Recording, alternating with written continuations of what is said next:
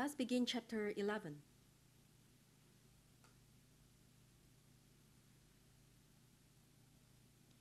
So in previous chapters, we introduced liabilities such as accounts payable, notes payable, wages payable, and unearned revenues, etc. So in this chapter, we further explain some of these liabilities, and we also describe some new items such as warranties and sales tax payable. In addition, we will talk about contingent liabilities. And the focus in this chapter is on how to define, classify, measure, report, and analyze the liabilities so that the information will be useful to the business decision makers.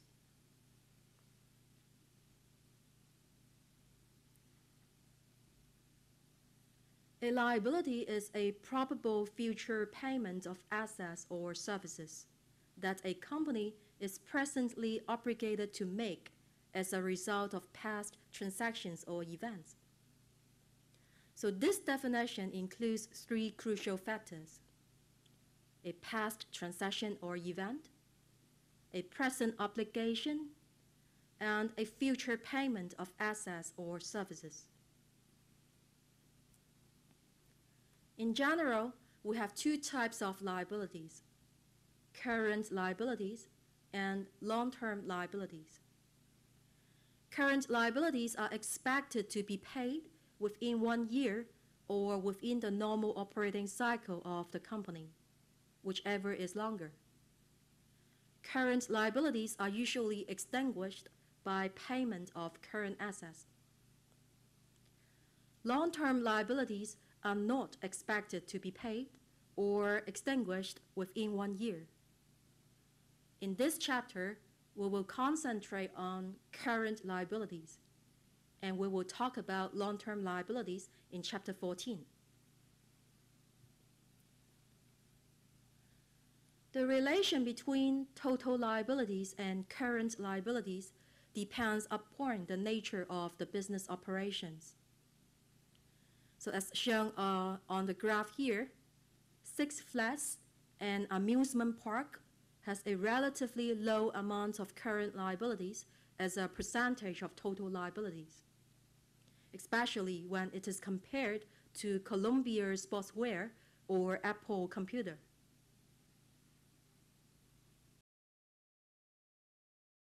Before we can determine the nature of a liability and properly classify it, we must examine three major uncertainties. First, we must determine who will be paid to extinguish the liability. Second, we must know when the amount must be paid. And third, we must know exactly how much must be paid to extinguish the liability. If we don't know all these uncertainties, we do not have a determinable liability.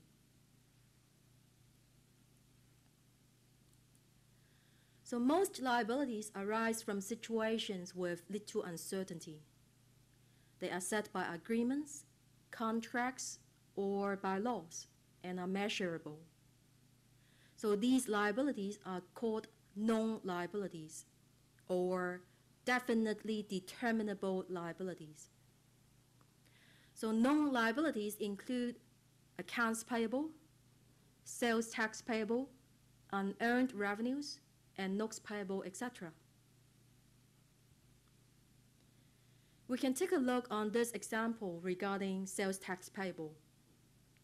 So on August 31st, Harvey Norman sold goods for $6,000 cash that are subject to a 10% goods and services tax, or GST in short. So GST is very common in the United States and in most European countries. So Harvey Norman is responsible for collecting and paying the tax to the government. So the company will debit cash for $6,600, the amount of the sales and the tax collected from the customers.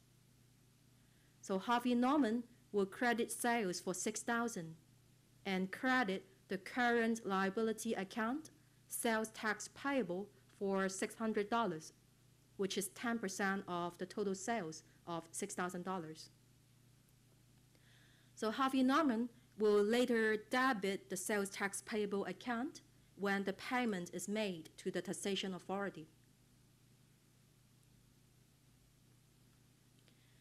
So we previously studied unearned revenues in the chapter on adjusting entries. So unearned revenues are amounts received in advance from the customers for future products or services.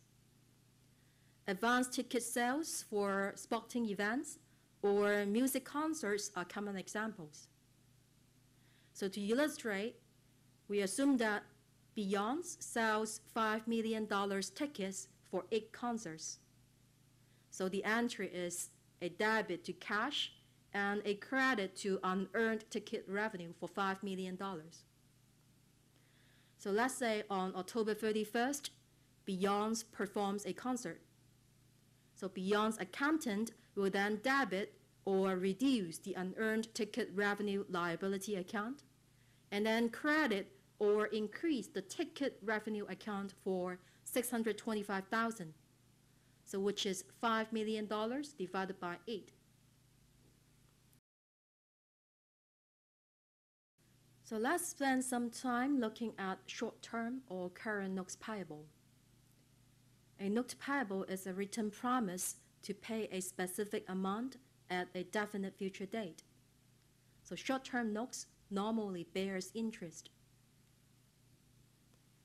So let's assume that on August 23rd, Brady Company asked McGraw to extend its past due $600 account payable.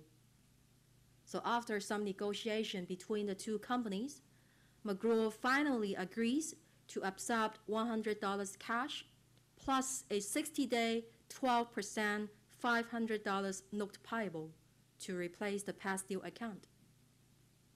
So in Brady's accounting records, for the journal entry on August 23rd, Brady will do a debit or eliminate the accounts payable and decrease cash for $100, and then do a credit or increase the notes payable for $500. So on October 22nd, suppose Brady honors the note and pays all interest to McGraw. So in order to prepare the journal entry, Brady would do a debit or eliminate the notes payable of $500 and debit interest expense for $10. So this $10 is the interest payment to McGraw based on the 12% annual rate for a 60-day credit period. Finally, Brady will do a credit or decrease the cash account for a total of $510.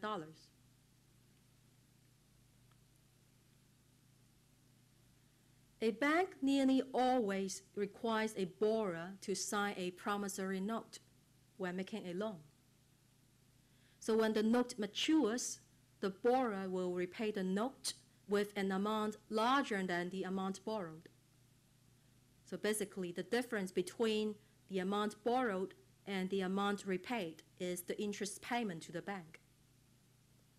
So on the slide here is a typical promissory note. You can notice that we have a definite payee, okay, the National Bank in Boston, a determinable amount of the payment, $2,000, plus interest at 12% for 60 days.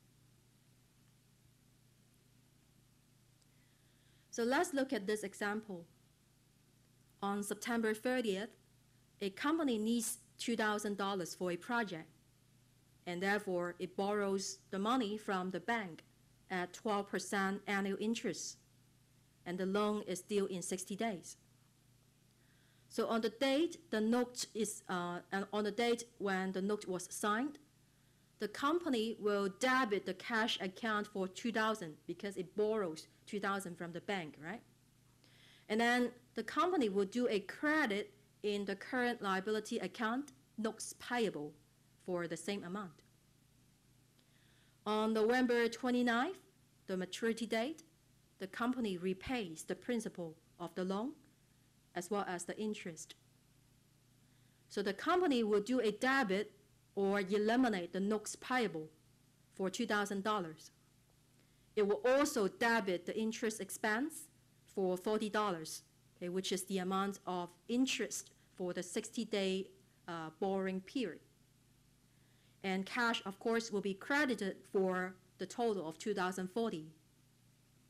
So remember, if a short-term note payable is issued in one accounting period, but is not payable until the next accounting period, as we all know, it is necessary to make an adjusting entry at the year end in order to accrue the interest payments.